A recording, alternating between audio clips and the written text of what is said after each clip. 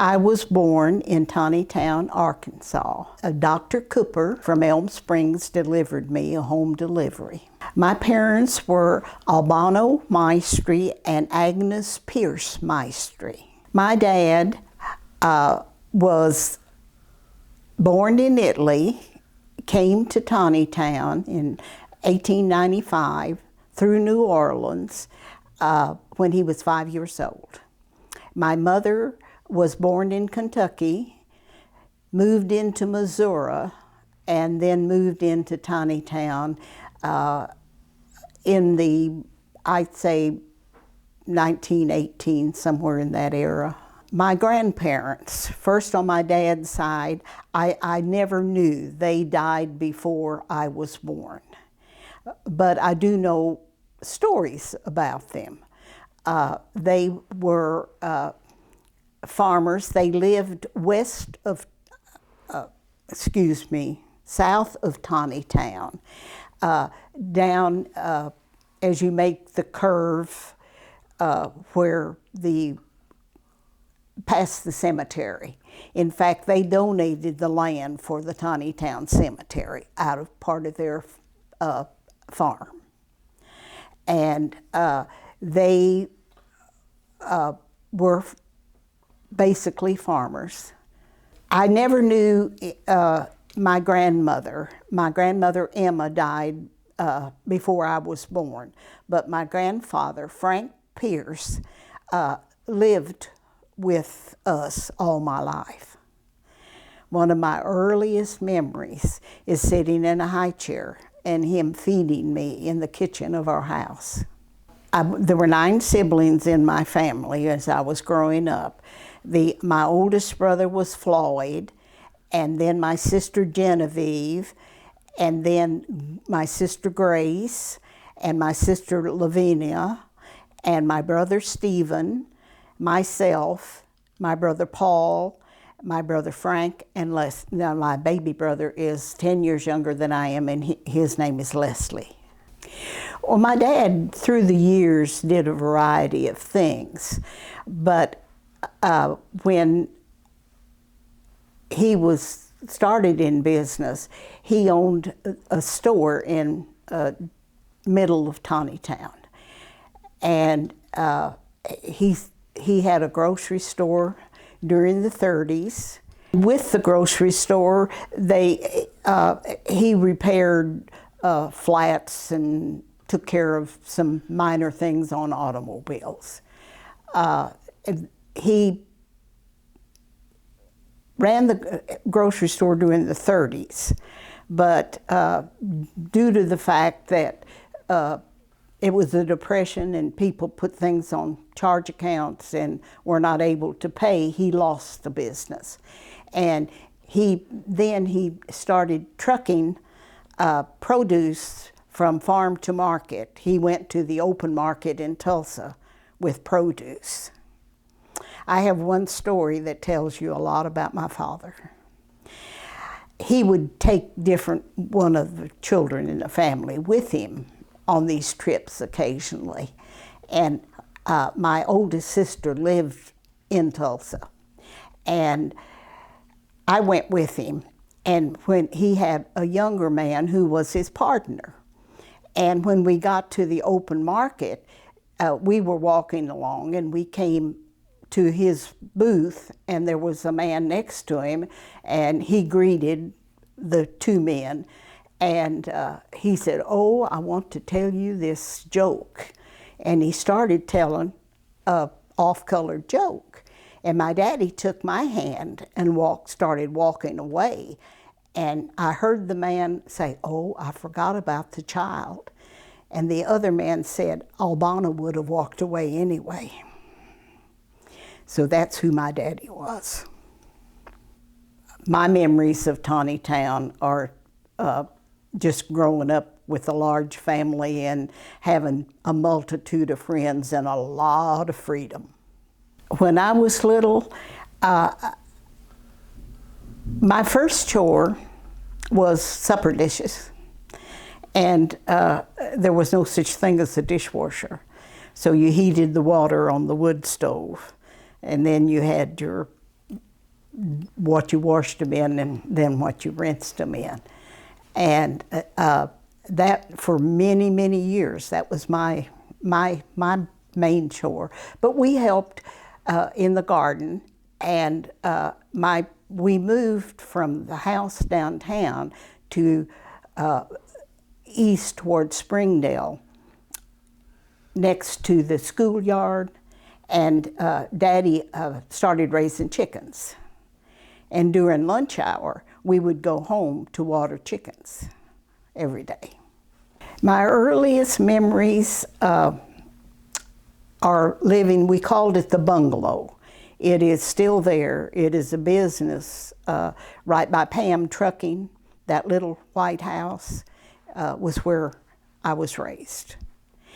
And we had, there was a big building off to the side of it that Dad stored things in.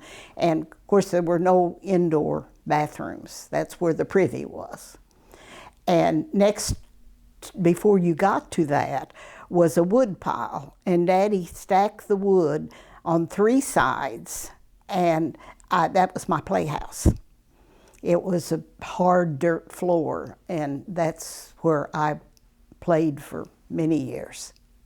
Catty-cornered across from the church was the Perona store, which was a 2-story brick building.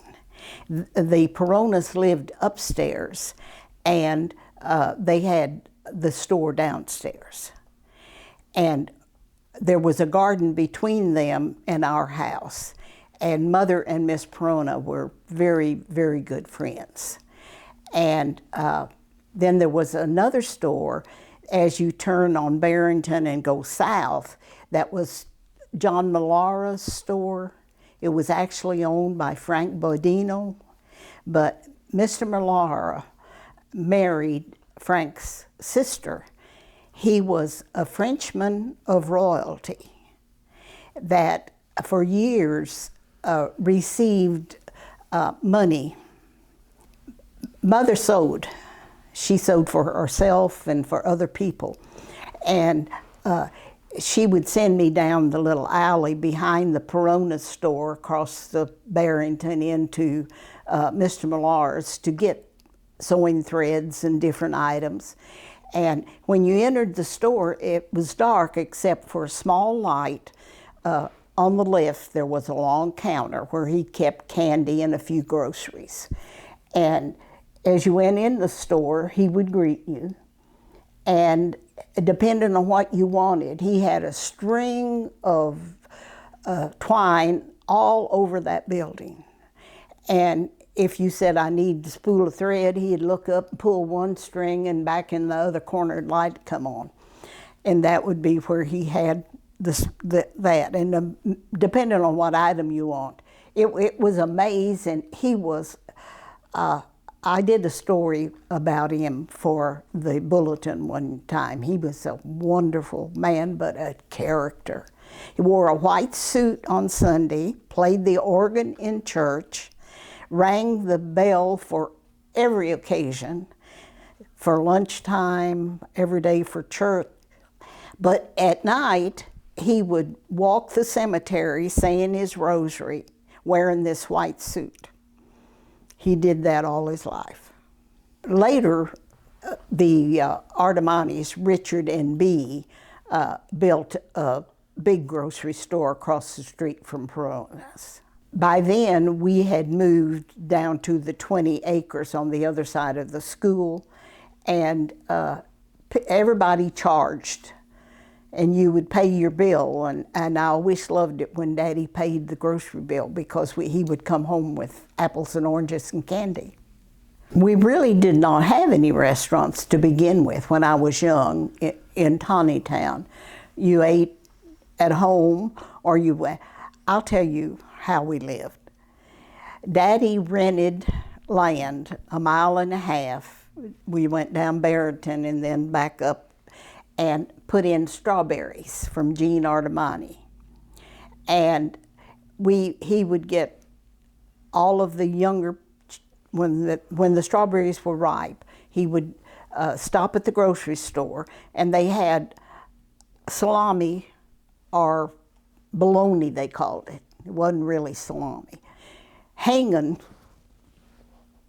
by the cash register. And Dad'd go in and say, slice me off that much. And he'd pick up crackers, maybe some cans of sardine, and we'd go to the field to work. And the first restaurant that went in that I remember is the Venetian Inn. And it was put in by two very interesting Italian men that were not from Tontitown, but they both married Monthagani girls. And the Venetian Inn, nearly every woman in Tontitown has worked at the Venetian Inn in some capacity at one time or another. And it's still a great restaurant. But it's named the Venetian Inn. You would think it's because they're Italian. But the reason that Stoffi called it the Venetian Inn was because he put in all these Venetian blinds. He had a sense of humor. People who owned it, they were the Granada family. And it went from different members of that family during different years.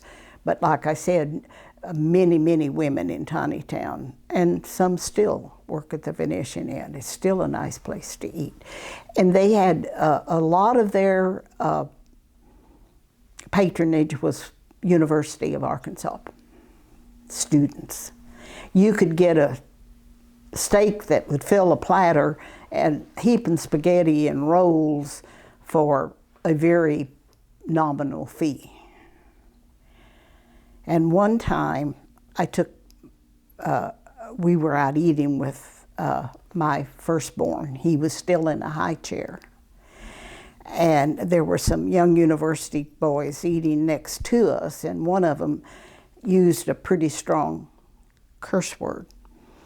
And my little son stood up in his high chair and very loudly pronounced, "Daddy, that man said a bad word, he said," and repeated the word, brought the house down. But Alice Granada she and her husband ran it for many, many years, and she was a very interesting, lovable person. And she might have 25 people waiting in line, and if she wanted to pull out somebody special, she knew how to do it. Well, there was Aunt Mary's, and my Aunt Mary Maestri opened a restaurant in her home and ran it for years, and then her son Ed took over and ran it, and then her grandson Danny just closed it last year, I think. It's been in the family for years. But Aunt Mary's restaurant, and then there was a small cafe run by different people during the years, which was about almost a mile west of Tontitown, and behind it was a dance hall and a baseball field. So it was the place to go. And they served breakfast and lunch. It was more reasonable in price, and you could get a variety of foods. And through the years, a number of people owned it, but I remember Fern and Bill Fiore had it for a long time. And that was during the World War II, when they were running it. Earl Mercino came home from the war, and he wanted to walk from Springdale to Tontitown because he wanted to take in everything. And Bill saw him coming. He got to the restaurant, it was just about breakfast time. So the story is Bill runs out to greet Earl, pulls him in, and fed him breakfast before he went on home. The luncheonette, the only name that I remember, like I said, I think it was started by the Monteganis, but my memory of it is when Bill and Fern owned it, and it was called the Luncheonette. My Aunt Mary was an Irish nurse, and I don't know how she met my Uncle Aldo, but when they married, they moved in with my grandparents, and my grandparents could not speak English. So Aunt Mary said she knew right away she had to learn Italian, and in the process, my grandmother, Nona we called her, taught Aunt Mary how to cook, how to make spaghetti. And her business started because she knew Miss Marinoni who was a poet and was at the university. Her husband was a professor at the University of Arkansas. And Miss Marinoni talked Aunt Mary into making spaghetti for some of her friends. And from that, it grew. And there was a man in Springdale. He was a bachelor, and he had many women friends. He was a great guy, and he owned an airplane. And when he wanted to eat with Aunt Mary, he would tie his reservation to a rock, how many was in the party, and he would circle her backyard until somebody came out, and he would drop the rock. And that's how they knew that they had the party from his that night. And when I was young, they would call reservations in to the, Aunt Mary had no phone. They would call them into the store on the corner, the Artemani store. And all of my brothers and sisters and myself would take these, we'd meet one another sometime going down that road. And I can remember when the dust was up to my ankles, and I would be barefooted and going to Aunt Mary's carrying a reservation, and sometime by the time you got back to the store, there'd be another one. So that's how she got her start, was through word of mouth. I didn't work at the restaurant, but Fern Fiore and both of my sisters worked for Aunt Mary. And my Uncle Aldo made homemade wine.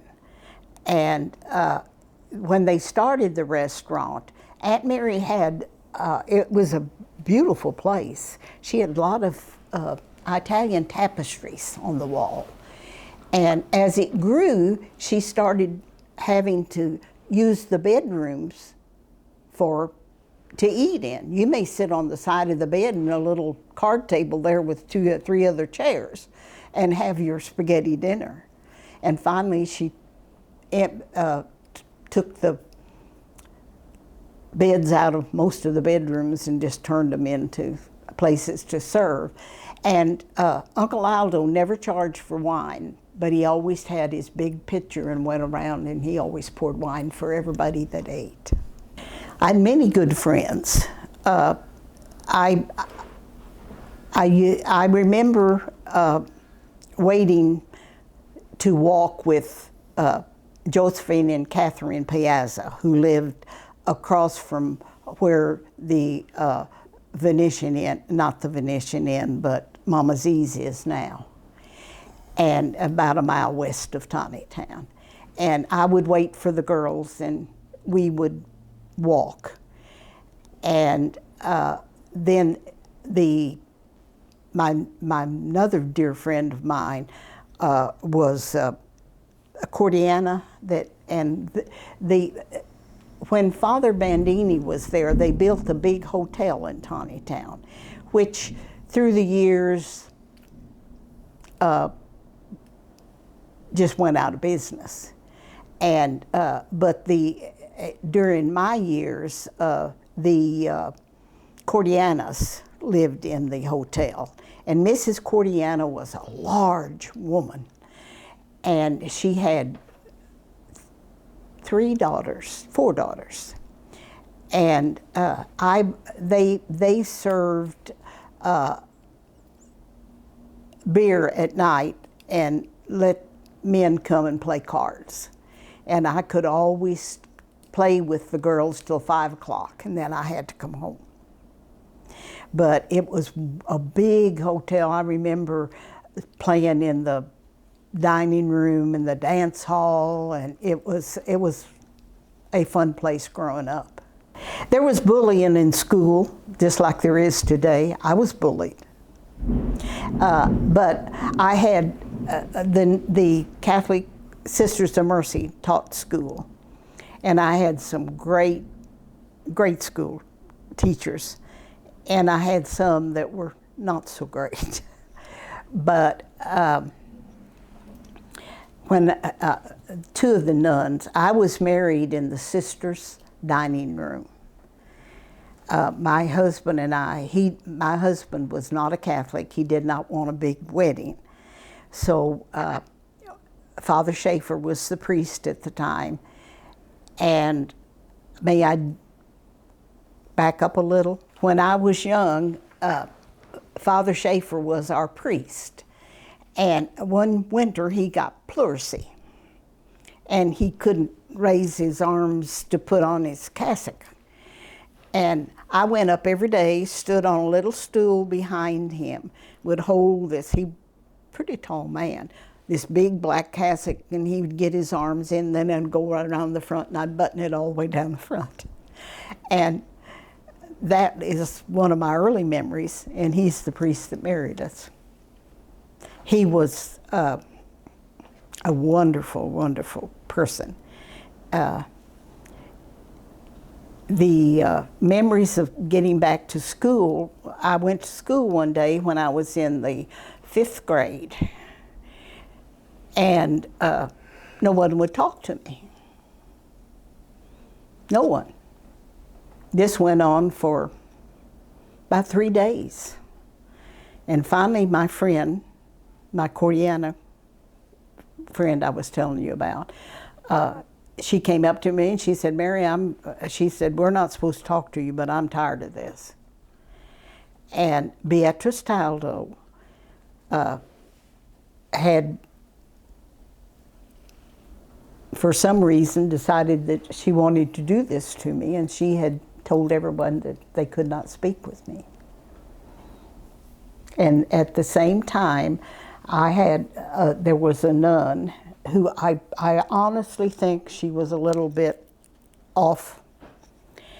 And I was talking to, when you would stand at noon, there was a prayer called the Angelus that you said. And we stood by our desk to say this prayer. And when we did, the boys would pull your hair, tickle the back of your neck. They tried to distract you. And Sister caught this going on one time, and she spent a good part of the morning moving all the desk. She put all the girls on that side and all the boys on this side and put me right in the middle of the boys. And she said, you like them so much you can just live with them. But I also, like I said, had there was Sister Agnes and Sister Jerome, Sister Bernadine. They were there when I was in school, and they were at my wedding in their dining room.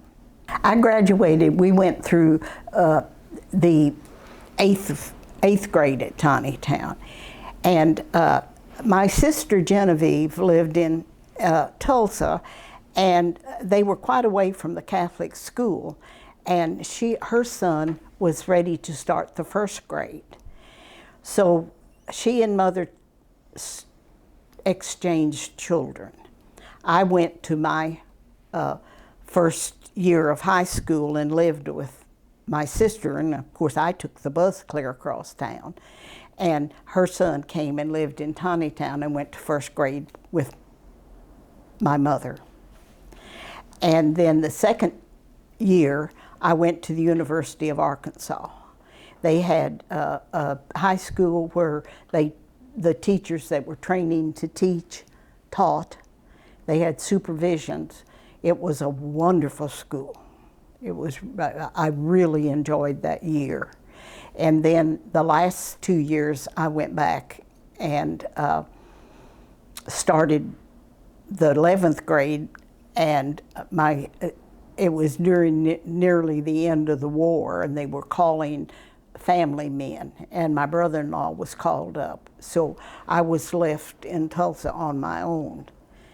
And I worked nights at the 3 big theaters in downtown Tulsa, the Ritz, the Orpheum, and the Majestic, and went to school days. And I lived with a friend of my sister who was a young woman. She was older than I. And we had a little apartment together, and I was able to pay rent. And when the sister superior, her name was Leonessa, found out about it, she called me in and she said, I don't want you working nights. It's just not safe. And the Catholic school was took up the whole block except for one little corner that had a bakery. And the people that owned it were named Smith. And they were not Catholic, but they were dear friends of the nuns. So Sister Leonessa said, I've talked to Miss Smith, and you're going to live with them. And she said, you will leave school and go home and have their supper ready when they come home. And then they'll bring you in early in the morning, and you can help in the donut shop or bakery, really it was, until such time as school starts. And they were lovely. They had a daughter not much older than I that was married with a child, and she was really, I had, I think, more common sense than she did, but it was a wonderful time in my life. They were very, very good to me. My classmates were Veronica Penalto and Imogene Artemani, Philip Penalto, and there were a lot of Penaltos, but they were not of the same family. They might be cousins or, distant relatives. And like I said, Rosalie was one of my best friends, and Patsy Taldo was a good friend. And her sister Beatrice is the one that gave me such a hard time all my life. And we were a close-knit group. I remember Mr. Millara, I remember Mr. Prona, Richard and B. Artemani were the older people, and if the Spinotos,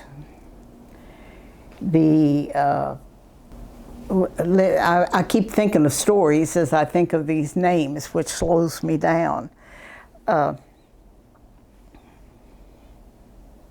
But I remember that my brother Floyd, I have a bootlegging story from my brother Floyd, who was the oldest member of our family, sibling. And he and Bill Fiore knew where the men made their white lightning, what else did they call it? It was bootleg whiskey. And they would put it in quart jars, and to keep the revenuers from finding it, they would place it in different places on their farm. And Bill and Floyd knew where all these were hidden. And they would go and steal it and go up to the corner by the Artemani store at night, and the people from Fayetteville would drive by and buy it from them. And Floyd said they got caught, and they were very young. He said they were spending it on cigarette money, and they had money they didn't know what to do with. And when they got caught, all the elders, they were put on trial. And he said, we never did it again. When I was growing up in Tontitown, there wasn't a lot that you could do, but we made stilts. And that was, you had a brace that went under your arm, and they were tall, and then near the bottom, they would put a block of wood, and you could stand on it and walk. And the other thing was we would roll big, I don't know what they were made of, but they were a utility piece from a car or something. They were round, and we would try to keep them up and push them. And we played jacks a lot. And I have a jack story. Right in front of the school at Tontitown, as you would go up the steps to go in, I wasn't quite 6 years old, and I was watching all of these older girl, my older sister and all her friends, they pooled their jacks, and gosh, there was a lot of them, and they would throw them out on that big area and play jacks. And one time I was watching, and one of the jacks fell on the grass, and thinking nothing of it, I picked it up and put it in my pocket. I was 5.5 years old. And when they divided their jacks up, there was a jack missing, and oh, there was a commotion. And I was too scared to say that I had picked it up. So that's the first thing I confessed in confession, was that I stole a jack. I said, the only other thing I ever stole in my life was when I was a teenager, I guess, probably in the probably a sophomore in high school, at the Great Festival one year. I was on the grounds, and I had posed for a picture with some grapes, and these university guys had seen me. So they came up to me and they said, "We're on a scavenger hunt, and we have to take home an Italian salami. Can you get us one?" Well, my daddy had them in the cellar. And like I said, we were right next to the Grape Festival. And I said, "Yeah, I know where I can get one." So I went down and stole one of my daddy's salamis. And the next day, Dad said, "You know, all the years that we've lived here and had the Grape Festival next door, I've never locked a door. No one's ever stole anything from me. But someone took a salami last night." I said, "I confessed it to my priest, but I never told my father." It would have broke his heart. Well, my mother pretty much stayed at home. But when they first married, they used to go to different houses, and I think this was custom all over Northwest Arkansas. They would clear a room in the house and have dances. There would be certain musicians, and they would have dances. But Mother was, she went to a couple and said that she didn't enjoy it, and so she and Dad never went. They played cards a lot. And Nova Jean Watson, whose husband was mayor at Tontitown a few years ago, was a Fiore. And her grandmother had a back porch. She lived, as you turn on Barrington, right behind the Artemani store. The house is still there. It was the first house on your left. And her back porch was where she would serve wine and the men could come and play cards. First of all, my father, for many, many, many years, was the one that got the carnival for the Grape Festival. And it was Stumbo's Carnival, same one for years. And it was a great time. They the Grape Festival started not at the location it is now, but where Barrington is. It was on. There was they owned small. There was a small building on that property, and it had some land, and that's where the picnic started. And it was right across the street from our house uptown. And everybody that came to the picnic came to our house for a drink of water. They used our well. And the only thing they had was a Ferris wheel, and from the very beginning, the men in Tontitown had a hamburger booth where they made hamburgers. And I worked, not at that time, but when they moved on down on the other side of the church, I worked in the hamburger booth for a lot of times. And I sold car tickets as I got a little older. And 2 years ago, I was still selling car tickets. I didn't do it last year. I may go out and sell them this year. But, and by the way, they're having a car this year. They rented the land they got so much from the carnival people. They didn't take a percentage, it was just a given amount. And then the carnival people, whatever they made was theirs. But the spaghetti dinners were what the Tontitown people made their living on. And they still serve unbelievable amounts every night. They had a picture booth that I wish at some point we would have during our November polenta smear that we have now, ask for pictures that came out of that booth, nothing else. Because if you had a boyfriend, everybody, I have one with my brother, I have one with my boyfriend at the time, and your best friends, you all had these little snapshots from the picture booth. And I remember the bingo was always a big thing, still is. And there was a woman here, I don't know if you've ever heard of White River Red. She was a woman that had a great history. She buried at Friendship Cemetery, and she was at the carnival every year. She had a mouse game. It was round with little holes, and you could put your money on where you thought the mouse was going to come up from. And everybody, she was a very charitable woman, but she came from a wealthy family in Missouri, ran away from home with the circus, and was on her own after that. But everybody in Northwest Arkansas knew White River Red.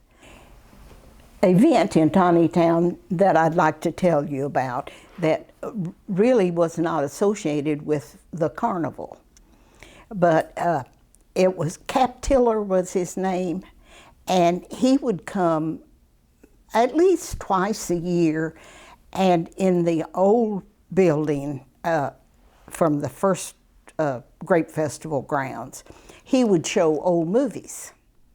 You got to see a lot of Westerns, and everybody looked forward to Cap Tiller.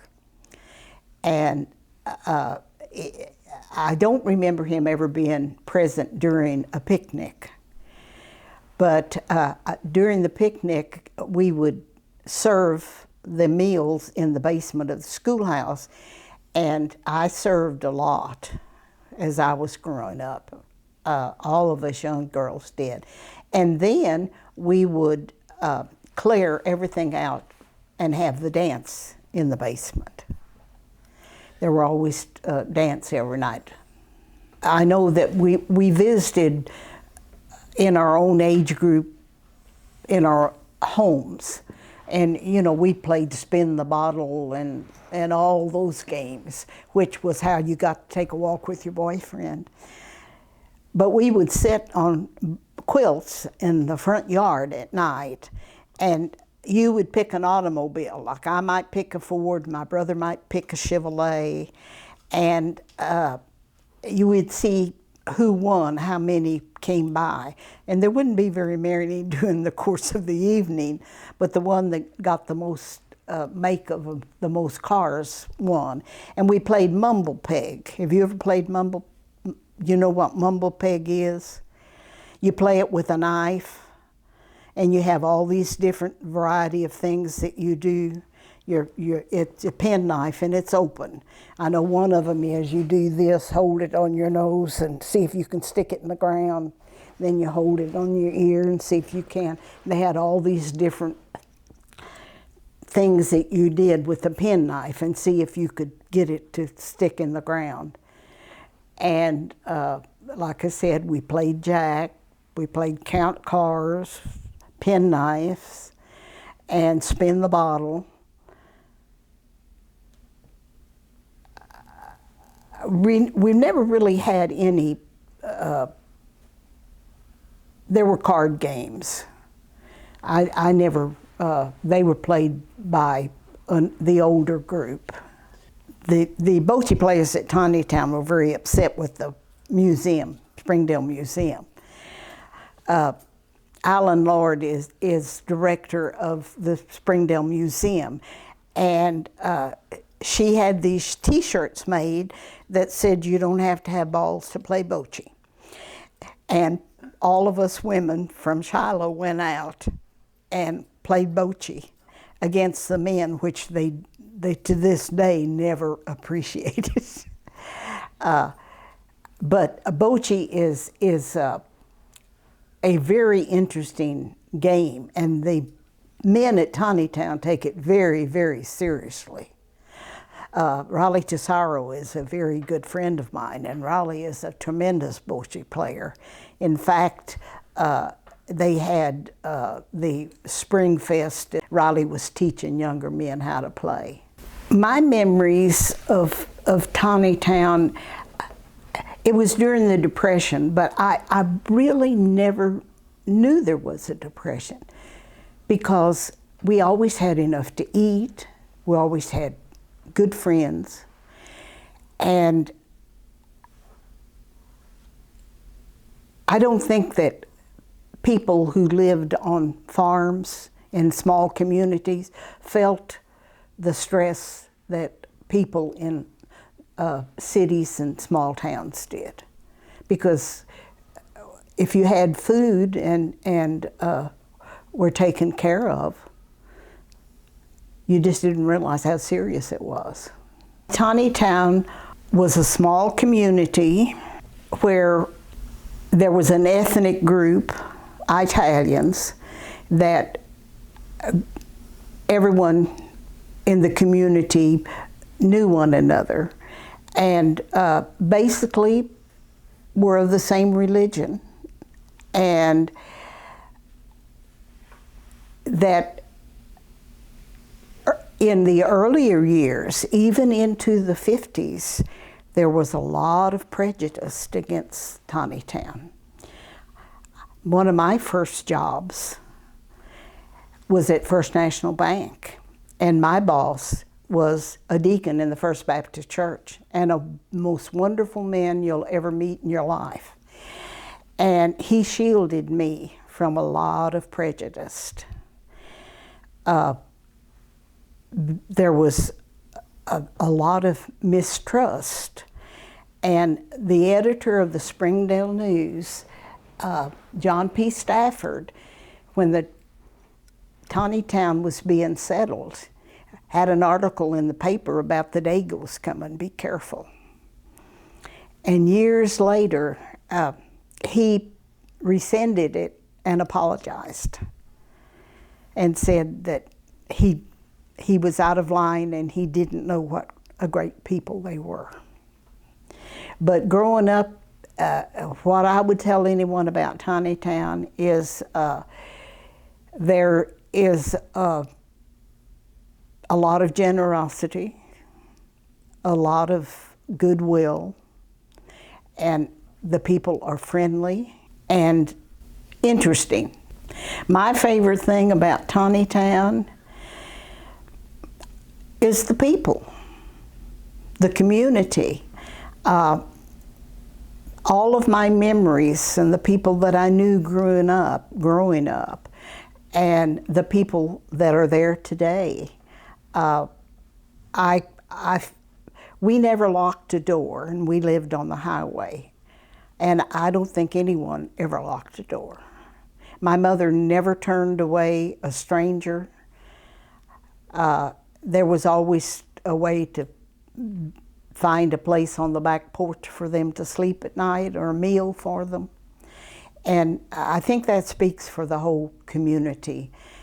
There's a lot of generosity and goodwill. They're a stubborn breed, I'll say that. And but I think that as small communities go, it probably, you could knock on any neighbor's door and ask for a favor and it would be granted. The Bassanelli sisters kept everything, and they had all the photographs that Father Bandini and a friend of his, who was a photographer from Rogers, had made. There was a picture of every Italian family with the documentation of who they were. And there was all the correspondence that Father Bandini had. Father Bandini had a housekeeper who was one of the correspondents that wrote the articles about Tontitown for the newspaper. But the Bandini girls, they were there. They helped. That was his secretary, and they were his housekeepers. So they kept all of. They had postcards. They had all the information of how he got along with, or didn't get along with, the bishops. And he would do it and then ask permission. And really, I don't think that we would have survived if he hadn't. The one thing Father Bandini did that I always regretted was, he said, "You are now Americans, you will speak English." And when I started school, because my mother was Irish, we spoke English in the home. But a lot of my friends could not speak English in the first grade. And they were very, very hard on them. I know one of my friends, this nun, said, "You're not going to get any bread till you say it in English." And Father Bandini, even earlier than that, insisted that they learned the English language and dropped the Italian. Well, the mothers and dads and grandparents, didn't. But the children we lost our language. And I have friends who are Hispanic, and I tell every one of them, don't you let your children lose their language. You need to keep your language.